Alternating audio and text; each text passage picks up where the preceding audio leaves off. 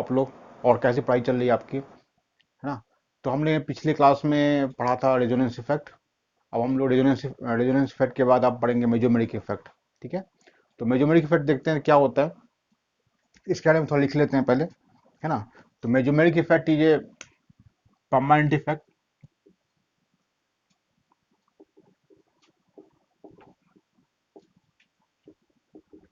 permanent effect in which pi electron shifting from multiple bond to atom or from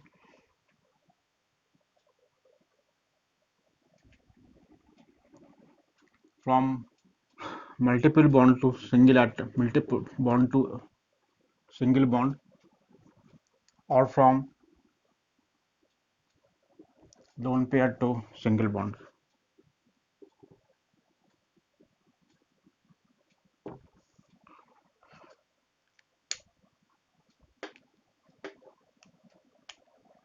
जैसे देखो इसमें आप क्या होता है, जैसे मान लो कोई कंपाउंड है, ये है, तो इसमें क्या होता है, जैसे इसके अंदर आप देखोगे तो ये बॉन्ड ऐसे ब्रेक करता है, ये पाई बॉन्ड लोन इस एटम से हमें ब्रेक करता है, यहाँ माइनस यहाँ प्लस चार्ज आता है, और यहाँ क्या बना लेता है CH2 minus CH double bond Cl plus, ये फॉर्म हो जाता है। तो ये मेजोमेरिक इफेक्ट है, और इसमें इलेक्ट्रॉन की shifting away from the group हो रही है, ग्रुप है यहाँ पर, ये ग्रुप से अवे शिफ्टिंग हो रही है, इसलिए इसको हम लोग प्लस एम इफेक्ट बुक कहते हैं, that is called plus M effect,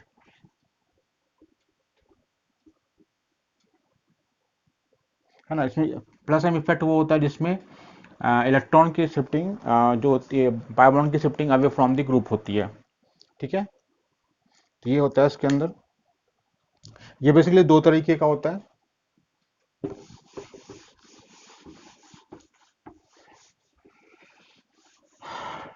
mesomeric effect आप टू टाइप्स,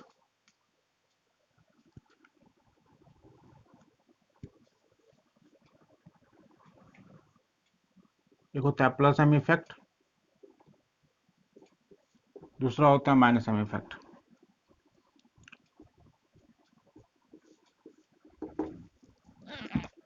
ठीक है, प्लस एम इफेक्ट और माइनस एम इफेक्ट होता है।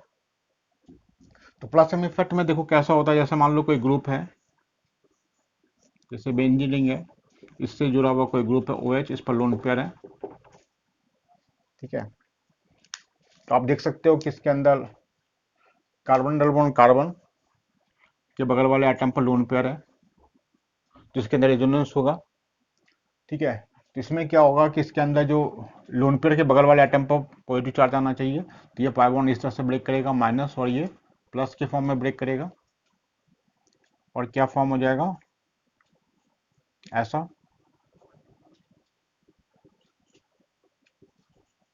नेगेटिव चार्ज आ जाएगा यहाँ पर। तो इसमें पाई इलेक्ट्रॉन की shifting away from the group हो रही है, अवे फ्रॉम द ग्रुप हो रही है, that is called plus M effect, इसको प्लस एम इफेक्ट कहेंगे। और अगर इसी में अगर यहाँ पर बेंजीन के ऊपर NO2 ग्रुप लगा होता, NO2 ग्रुप होता, ठीक है, तो इसके अंदर पाई बॉन्ड की ब्रेकिंग कैसे होती है, ऐसे कैसे होगी, ऐसे होगी माइनस और ये प्लस, यहाँ माइनस और ये प्लस, तो इसमें पाई इलेक्ट्रॉन की शिफ्टिंग टुवर्ड्स द ग्रुप हो रही है, ग्रुप के टुवर्ड्स हो रही है, that is called minus M effect. Shifting of pi electron toward the group, that is called minus M effect, और away from the group, that is called plus M effect. ठीक है, तो plus M और minus M effect है। ठीक है, तो इसमें हम देखेंगे कुछ और केसेस, देखते हैं कौन कौन से ग्रुप प्लस एम इफेक्ट दिखाते हैं, कौन कौन से माइनस एम इफेक्ट दिखाते हैं। तो group showing plus M effect are, ठीक है, group showing plus M effect, group showing plus M effect, सबसे ज्यादा वो minus NH2 NHR NR2 OH O R, ठीक है।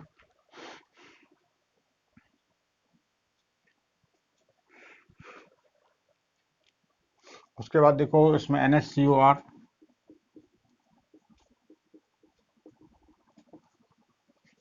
फिर देखो OCOR, ये है। तो ये सारे ग्रुप जो हैं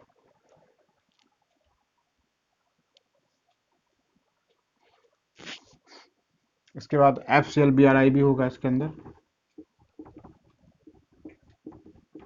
इसमें आप ध्यान देना, एक चीज नोटिस करना कि जब भी इसके अंदर कार्बन डबल कार्बन के बगल वाले एटम पर कोई भी लोन पेयर होगा, कार्बन डबल कार्बन के बगल वाले एटम पर लोन पेयर होगा, तो ये ग्रुप हमेशा प्लस एम इफेक्ट शो करेगा। This will show plus M effect. Okay, carbon double carbon के बगल वाले एटम पर लोन पेयर होगा तो ये सारे ग्रुप प्लस एम इफेक्ट दिखाते हैं। और उसके बाद हम देखें तो group showing minus M effect are group showing minus M effect.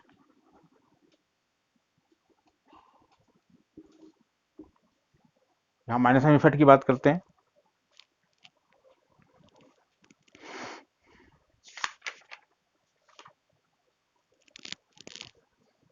इसमें NO2, SO3H,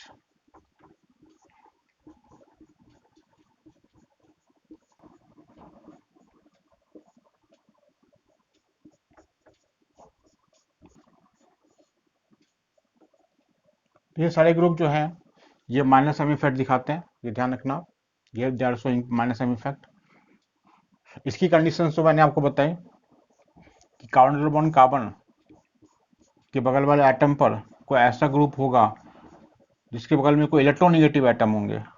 यहाँ पर जैसे इलेक्ट्रोनिगेटिव एटम है तो माइनस प्लस के फॉर्म में हो गया, ये माइनस प्लस के फॉर्म में हो गया, तो ये इस तरह से ये दिखा रहा minus M effect, minus M effect.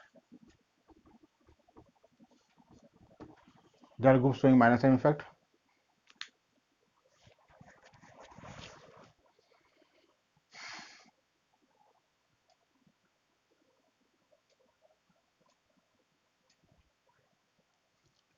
ठीक है, अब इसके बाद देखते हैं। इसमें देखें, अगर मान लो जैसा कि मैं आपको बता रहा था, जैसे ये NH2 है, ठीक है, यहाँ पर एक Cl है,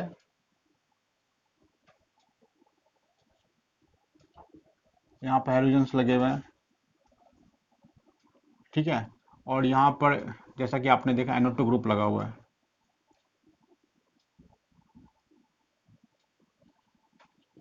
ठीक है, इसमें देखें अगर हम, तो ये ग्रुप जो है इसका ये प्लस एम इफेक्ट होगा, ऐसे बॉन्ड ब्रेक करेगा।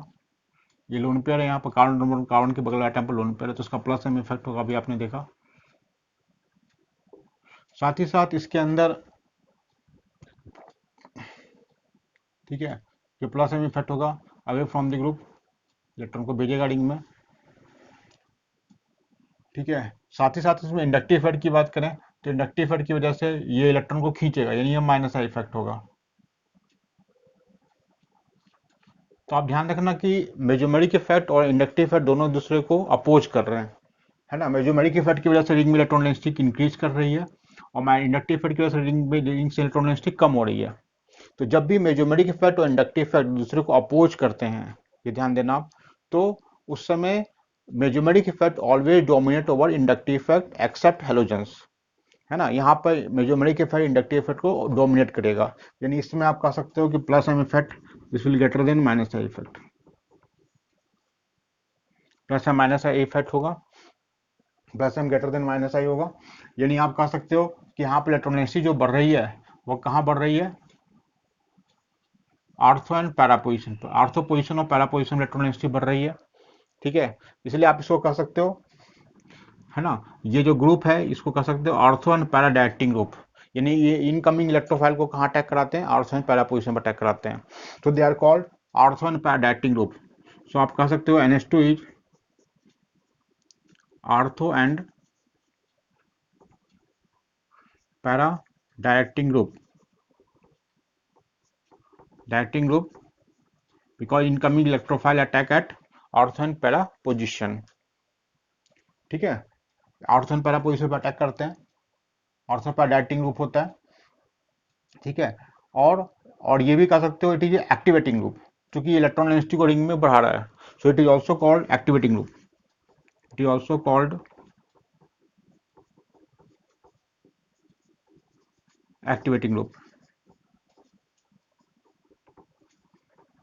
या एक्टिवेटिंग ग्रुप भी कहलाते हैं। It is also called activating group. ठीक है,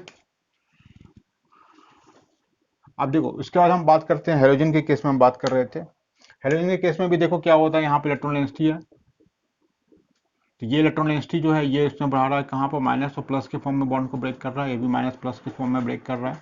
इलेक्ट्रॉन डेंसिटी कहाँ बढ़ रही है, आर्सन पैरा पोजिशन पर बढ़ रही है ना। सो ये आप इसमें कह सकते हो कि ये प्लस एम की वजह से इलेक्ट्रॉन डेंसिटी को रेंज में बढ़ा रहा है, प्लस एम की वजह से इंडक्टिव इफेक्ट के केस में इलेक्ट्रॉन को खींच रहा है माइनस आई। लेकिन आप हेलोजन के केस में ध्यान रखना कि इंडक्टिव इफेक्ट मेसोमेरिक इफेक्ट से डोमिनेट करता है।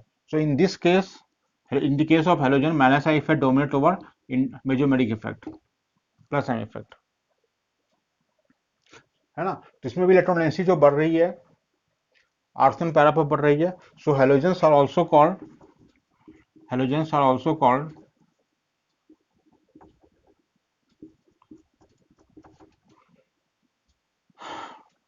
Ortho and para directing group, ortho and para directing group,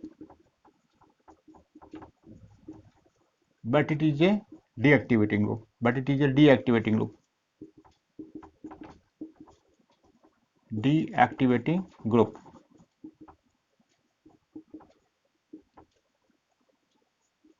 ये डीएक्टिवेटिंग ग्रुप होते हैं, इलेक्ट्रॉन डेंसिटी को रिंग से खींच रहे हैं क्योंकि minus I effect plus M effect से डोमिनेटेड है, तो इलेक्ट्रॉन डेंसिटी को रिंग से क्या कर रहे हैं, पुल कर रहे हैं।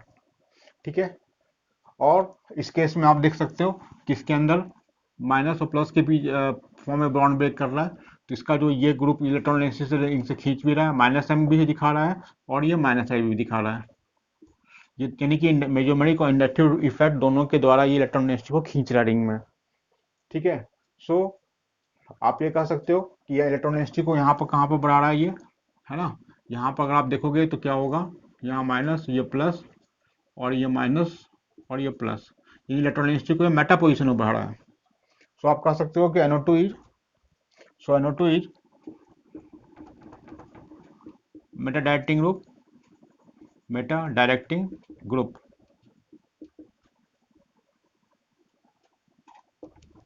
And it is a deactivating group, क्योंकि ये रिंग से इलेक्ट्रॉन डेंसिटी को खींच रहा है, डीएक्टिवेटिंग ग्रुप। तो इस तरह से हम समझेंगे, तो ये इसमें इन तीनों में डिफरेंस है। ठीक है, अब इसके बाद हम इसमें देखें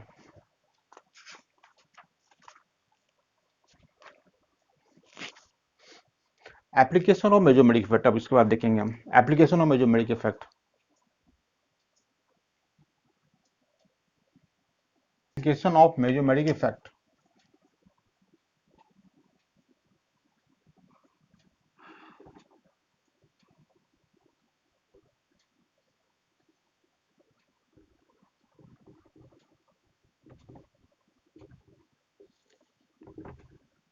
तो उसमें सबसे पहला एप्लीकेशन होता है स्टेबिलिटी ऑफ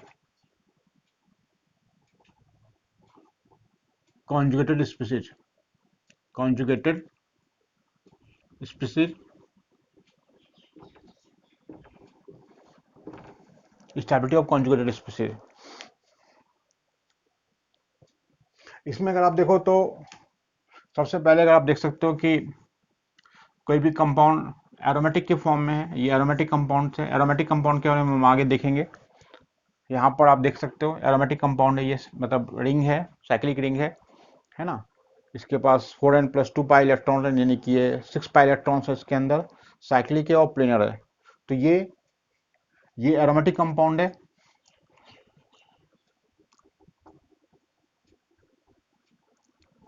ये है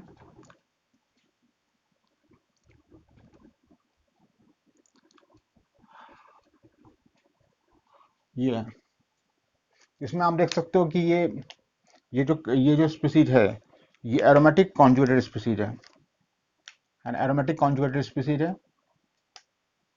एरोमेटिक भी है और वो कॉन्जुगेटेड भी है। कॉन्जुगेटेड का मतलब कि पाई बॉन्ड अल्टरनेट पोजीशन में प्रेजेंट है इसके, तो एरोमेटिक कॉन्जुगेटेड स्पीसीज, ठीक है, स्पीसीज।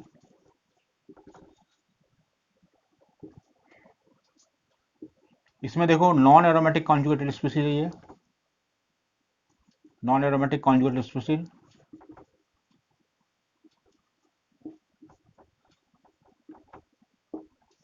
और तीसरा है non conjugated species, non conjugated species.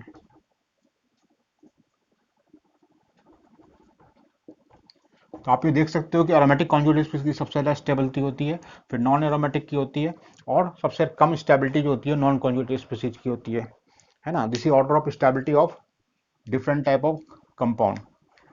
तो ये जो एरोमेटिक कॉन्जुगेटेड स्पीसीज होती है वो सबसे ज़्यादा स्टेबल होती है, ये ध्यान देना।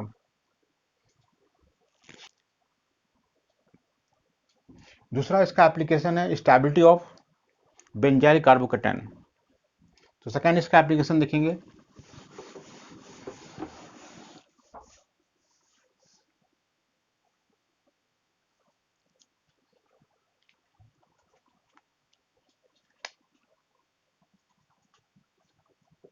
Stability of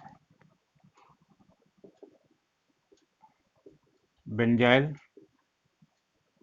carbocation.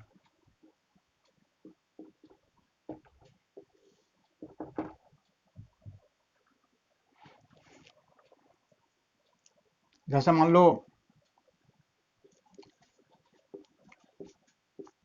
ये बेंजाइल कार्बोकेटायन है, ठीक है। इसके ऑर्थो पोजीशन पर NO2 ग्रुप लगा हुआ है, ऑर्थो पोजीशन पर NO2 है। इसके मेटा पोजीशन पर NO2 है,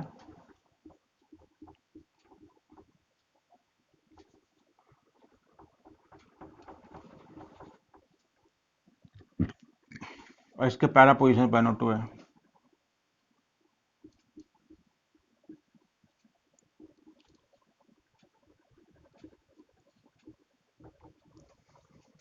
ठीक है। Ortho Meta para. इसमें आप ध्यान देना कि इसका जो इफेक्ट होता है, इसका जो इफेक्ट होता है, जैसा कि आपने देखा इसका माइनस आई इफेक्ट होता है, और माइनस एम इफेक्ट होता है NO2 का। तो ये ऑर्थो जो पोजीशन है, ऑर्थो पोजीशन पर इंडक्टिव इफेक्ट और मेसोमेरिक इफेक्ट दोनों वर्क करता है, आप ये ध्यान देना। लेकिन इसके मेटा पोजीशन पर only inductive effect work, Meta position only inductive effect work, यानी कि यहाँ सिर्फ माइनस आई इफेक्ट होता है, और यहाँ पर क्या होता है, माइनस आई और माइनस एम इफेक्ट होता है, माइनस आई और माइनस एम इफेक्ट होता है, ठीक है। तो क्या होता है कि जब माइनस आई और माइनस एम इफेक्ट होता है, ये चार्ज को अपनी तरफ खींचता है, चार्ज को खींचता है, तो इसकी स्टेबिलिटी को कम कर देता है, ठीक है। यहाँ भी माइनस आई माइनस एम चार्ज को खींच रहा है, तो स्टेबिलिटी को कम कर देता है, क्योंकि यहाँ पॉजिटिव चार्ज की डेंसिटी जो होती है वो बढ़ जाती है, पॉजिटिव चार्ज की डेंसिटी इंक्रीजेज। और आपको पता है कि stability inversely proportional to charge, inversely proportional to charge, जितना चार्ज होगा उतना स्टेबिलिटी कम होगी उसकी।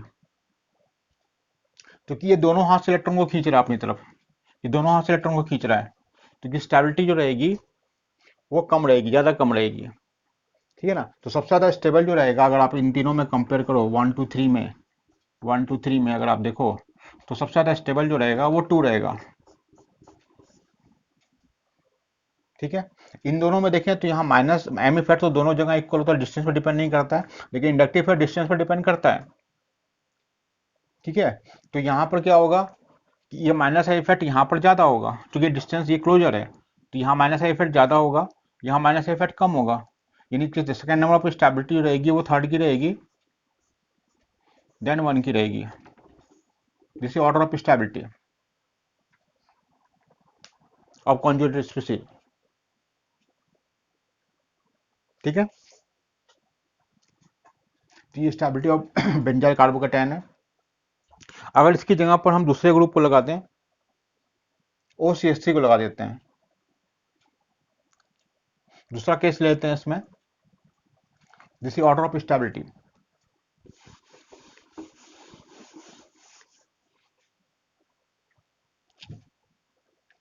अगर मान लो यहां पर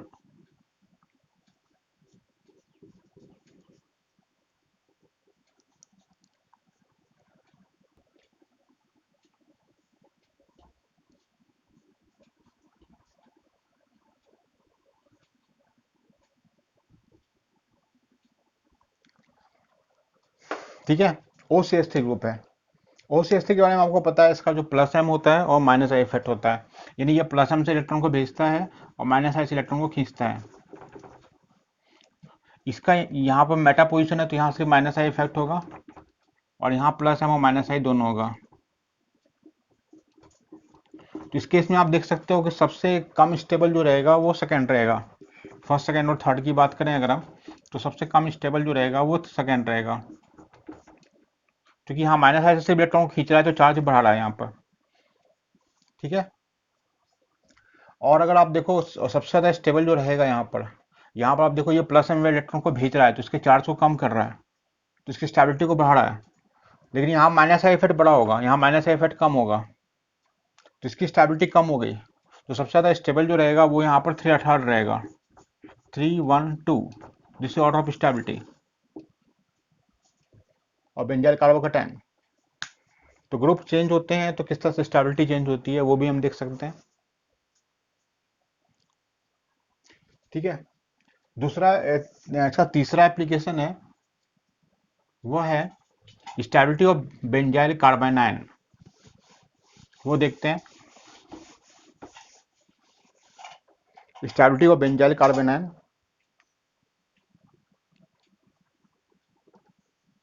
स्टेबिलिटी ऑफ बेंजाइल कार्बाइनाइन।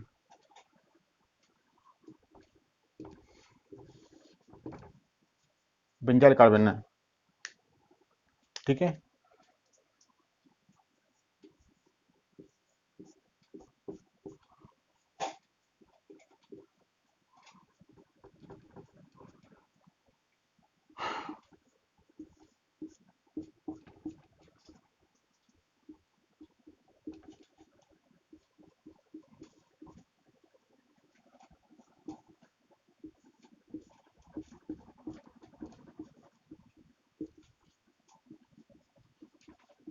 ये 3 कंपाउंड लेते हैं।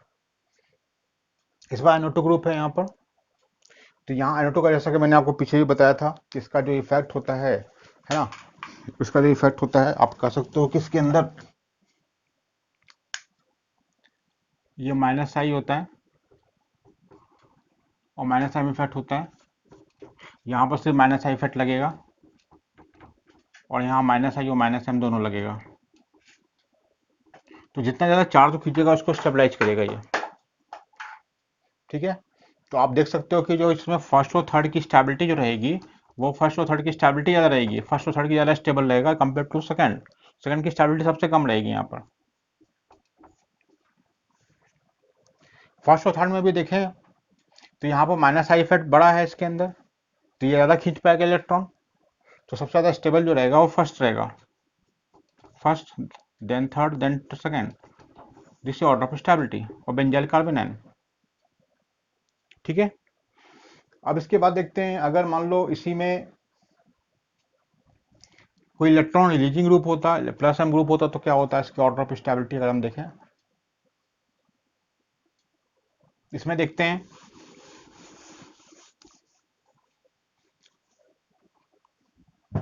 देखो अगर मान लो यहाँ पर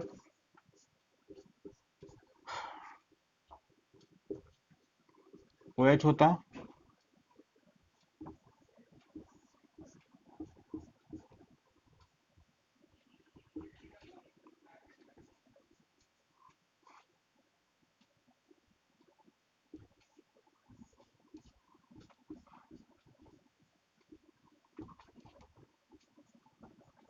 ये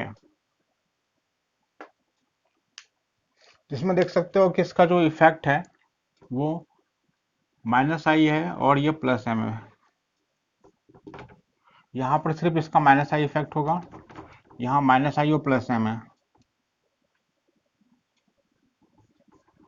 +m effect dominate over inductive effect, तो जाहिर सी बात है ये दोनों +m इलेक्ट्रॉन क्या करेगा, भेजेगा इलेक्ट्रॉन डेंसिटी को और -i खींचेगा।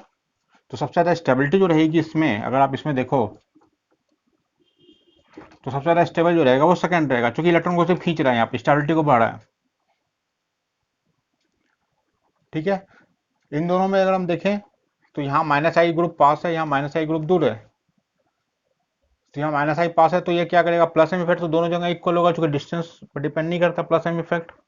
ठीक है, तो यहाँ पर अगर आप देखो तो ज़्यादा स्टेबल जो रहेगा उसके बाद कौन सा रहेगा, फर्स्ट रहेगा, और सबसे कम स्टेबल थर्ड रहेगा इसमें, दूसरी ऑर्डर ऑफ स्टेबिलिटी और बेंजल कार्बोनाइल। ठीक है,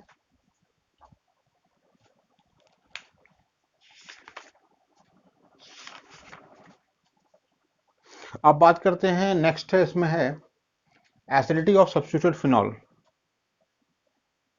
acidity of substituted phenol.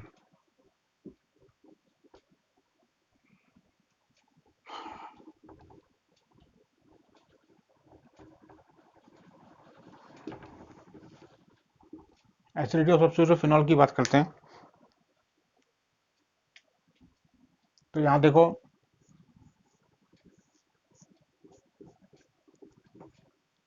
OH है, NO2 है, ये 800 पोजीशन पर है, OH NO2 है,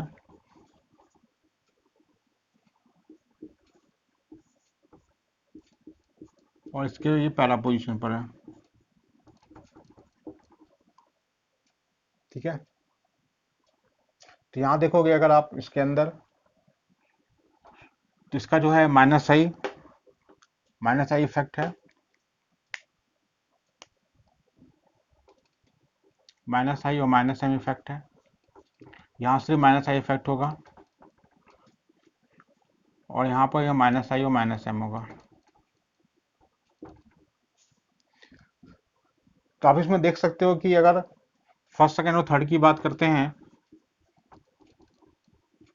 तो सबसे जो कम एसिडिक होगा वो सेकेंड होगा, क्योंकि इसमें सिर्फ -i इफेक्ट लग रहा है, तो इसके एसिडिक कैरेक्टर को कम बढ़ा पाएगा ये। यहाँ मेजोमेरिक इफेक्ट वर्क कर रहा है। तो यहाँ देखिए अगर हम इसके अंदर, तो यहाँ -i ग्रुप पास है, तो इसके एसिडिक कैरेक्टर ज़्यादा होना चाहिए नॉर्मल ईयर देखा जाए तो। ऑर्थोनाइट्रोफिनॉल का एसिडिक कैरेक्टर पैरानाइट्रोफिनॉल से ज़्यादा होना चाहिए। लेकिन इसमें एक चीज़ और होती है, मैं आपको बताऊं, वो है इसके अंदर, वो है intramolecular hydrogen bonding. Intramolecular hydrogen bonding, ये इंट्रामोलिकुलर हाइड्रोजन बॉन्डिंग होती है।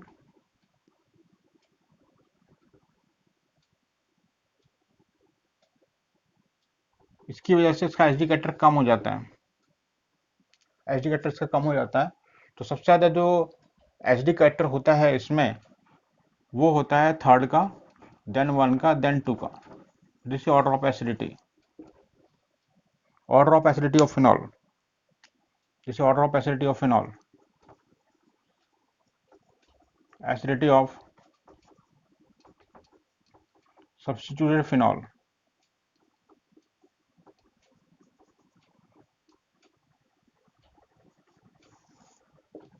This is order of acidity.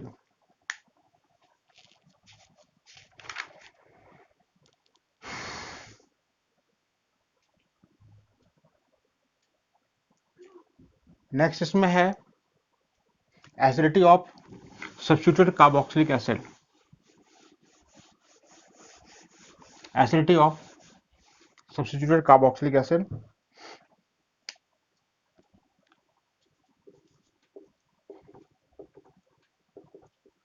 Acidity of substituted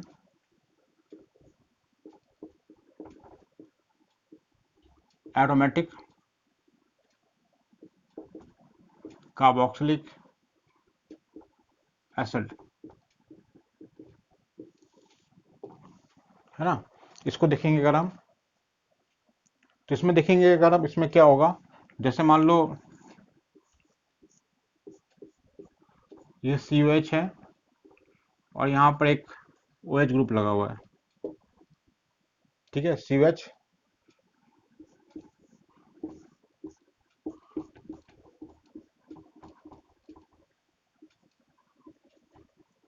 OH यहाँ मेटा पोजीशन पर है ये, और ये पैरा पोजीशन पर है।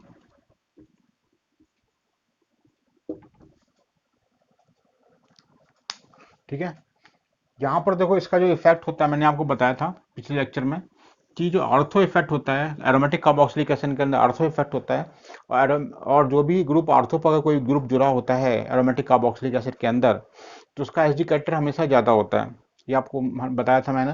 तो ये ऑर्थो पोजिशन पर एक ग्रुप है, तो इसका एसडी कैरेक्टर हमेशा ज़्यादा रहेगा, ऑलवेज मोर एसिडिक, है ना। तो इसमें अगर आप देखो तो 1 2 3 की बात अगर हम करते हैं,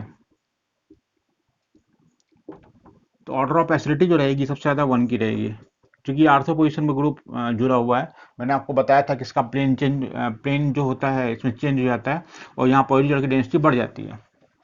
ठीक है, पॉजिटिव की डेंसिटी बढ़ जाती है, तो इसका एसडी कैरेक्टर इंक्रीज कर जाता है। ठीक है, और बाकी इन दोनों में देखें तो यहाँ पर सिर्फ -I इफेक्ट लग रहा है, और यहाँ पर जो है -I और +M इफेक्ट दोनों लग रहा है। तो +M की वजह से एसिडिटी कम होगी और -I की वजह से एसिडिटी बढ़ेगी। तो आप इसमें कह सकते हो कि ऑर्डर ऑफ एसिडिटी जो रहेगी 1 2 एंड देन 3rd रहेगी, जिसे order of acidity. +M acidity को कम करेगा और -I इफेक्ट एसिडिटी को बढ़ाएगा। ठीक है, this is acidity of substituted carboxylic acid. इस तरह से हम इसको बता सकते हैं। अगर इसकी जगह पर NO2 ग्रुप होता तो क्या होता, अगर NO2 ग्रुप होता,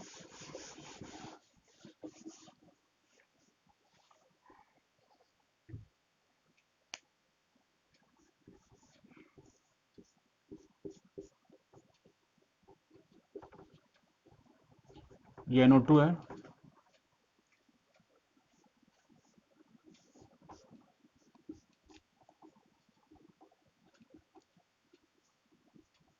NO2 है,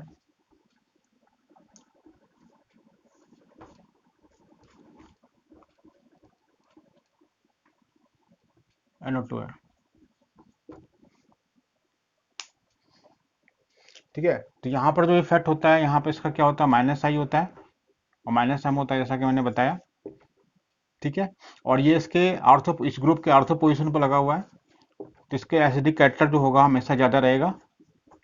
1 2 3 की बात करेंगे तो ortho effect, due to ortho effect इसमें वर्क कर रहा है, तो आर्थो इफेक्ट की वजह से इसकी एसिडिटी हमेशा ज़्यादा रहेगी। तो सबसे ज़्यादा एसिडिक जो रहेगा वो फर्स्ट रहेगा, first is more acidic.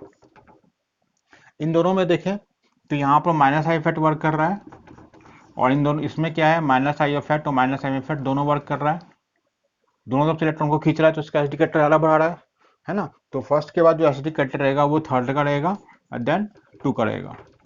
This is order of acidity of substituted carboxylic acid. ठीक है,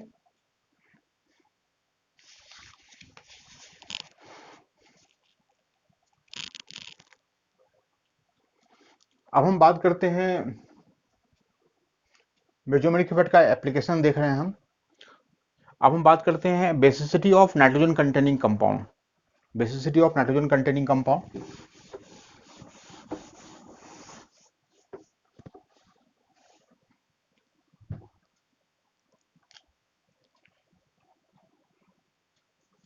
basicity of nitrogen containing compound.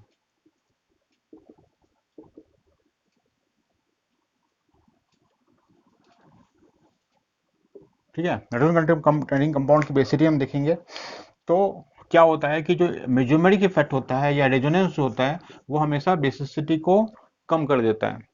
यहां से अगर हम देखें,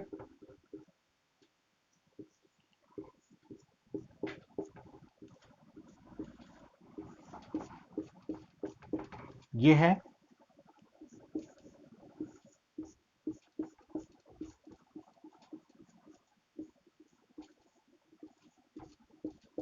ये है,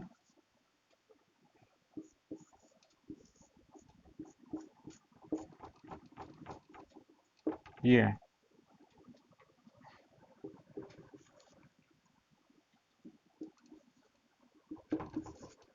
ठीक है, यहाँ पर देखो, इसमें इसका जो लोन पेयर है वो तीनों जगह रेजोनेंस कर रहा है।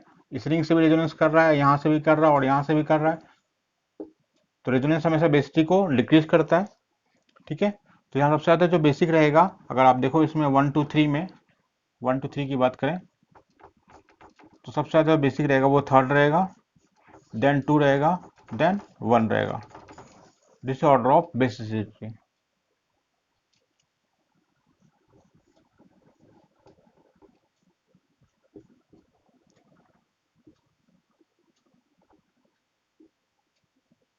इन दोनों कंपाउंड की बेसिसिटी को हमें देखना है। तो यहाँ पर भी लोन पेयर है, यहाँ पर भी लोन पेयर है, लेकिन इसका जो हाइब्रिडाइजेशन है वो sp3 है और इसका हाइब्रिडाइजेशन जो है वो sp2 है। तो ये sp3 है, यानी कि ये मोलर टॉप पॉजिटिव है, तो इसकी इलेक्ट्रॉन लेने की टेंडेंसी ज़्यादा रहेगी, है ना। यानी कि इसकी जो ऑर्डर ऑफ बेसिसिटी रहेगी वो 2 की 1 से ज़्यादा होगी, 2 इज मोर बेसिक देन 1। अब जैसे इसमें हम ऐसा भी देख सकते हैं, RCuNH2 और RNH2, इन दोनों में देखें तो यहाँ से देखोगे नाइट्रोजन का लोन पेयर यहाँ पर क्या है, ये रेजोनेंस में है इसके साथ, ये रेजोनेंस में है, इन रेजोनेंस बेसिसिटी को कम कर देता है ना। तो यानी कि एमाइड की बेसिसिटी एमीन से हमेशा क्या रहेगी, कम रहेगी, यानी कि second will be more basic than 1, second will be more basic than 1।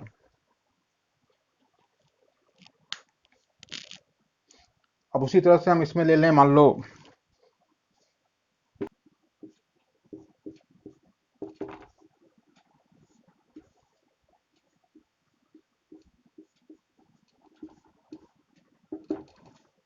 ये दो कंपाउंड को देखें। देखो इसका जो लोन पेयर है, ये जो लोन पेयर है यहाँ से देखो, ये लोन पेयर बेसिसिटी को, ये रेजोनेंस में पार्टिसिपेट नहीं कर रहा है, लेकिन ये लोन पेयर रेजोनेंस में पार्टिसिपेट कर रहा है, पार्टिसिपेट इन रेजोनेंस।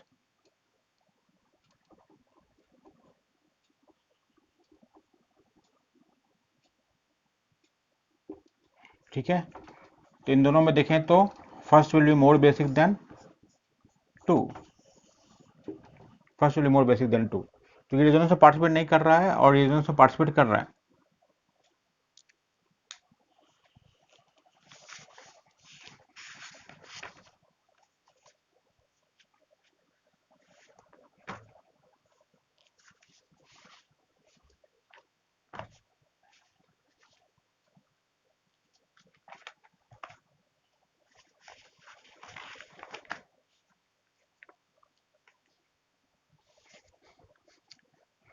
अब देखो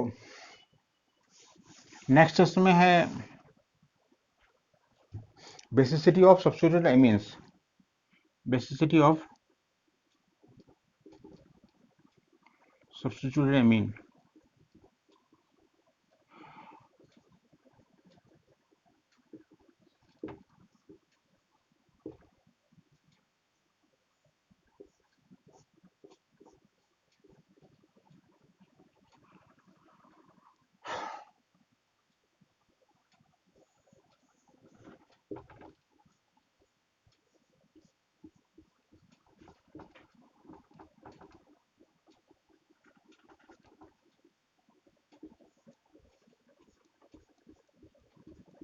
ये 3 कंपाउंड है, इनको इसकी बेसिसिटी में कंपेयर करना है। तो यहाँ आप देख सकते हो कि इसका जो है -I और +M इफेक्ट लगता है इसमें। ठीक है, -I और +M इफेक्ट, यहाँ से -I इफेक्ट लगता है, यहाँ -I और +M इफेक्ट लगता है। तो +M इफेक्ट इसकी बेसिसिटी को इंक्रीज करेगा, +M इफेक्ट इंक्रीज बेसिसिटी। ठीक है, तो +M इफेक्ट इन दोनों में है, तो इन दोनों की बेसिसिटी ज़्यादा होगी, यानी कि आप देखा जाए तो इसके अंदर फर्स्ट सेकेंड थर्ड में देखा जाए तो सबसे कम बेसिक जो रहेगा वो सेकेंड रहेगा, ठीक है। और इसमें आप देख सकते हो कि यहाँ पर यहाँ माइनस आई इफेक्ट यहाँ बड़ा होगा, this is more plus minus I effect, ठीक है। ये माइनस आई इफेक्ट बड़ा होगा, यहाँ माइनस आई इफेक्ट कम होगा, तो यहाँ माइनस आई इफेक्ट बेसिटी को कम करता है, ठीक है। यानी कि माइनस आई इफेक्ट जितना दूर होगा उतना ज़्यादा बेसिक होगा, यानी कि आप कह सकते हो सबसे ज़्यादा बेसिक जो रहेगा वो थर्ड रहेगा, देन 1 रहेगा, देन 2 रहेगा, this is order of basicity of the compound, ठीक है। तो ये एसिडिटी ऑफ सब्स्टिट्यूटेड एमीन, तो ये जो अभी हम लोग पढ़ रहे थे, this is application of mesomeric effect पढ़ रहे थे, ठीक है। उसके बाद नेक्स्ट क्लास में हम लोग अब पढ़ेंगे वो है हाइपर कॉन्जुगेशन, ठीक है, हाइपर कॉन्जुगेशन नेक्स्ट क्लास में।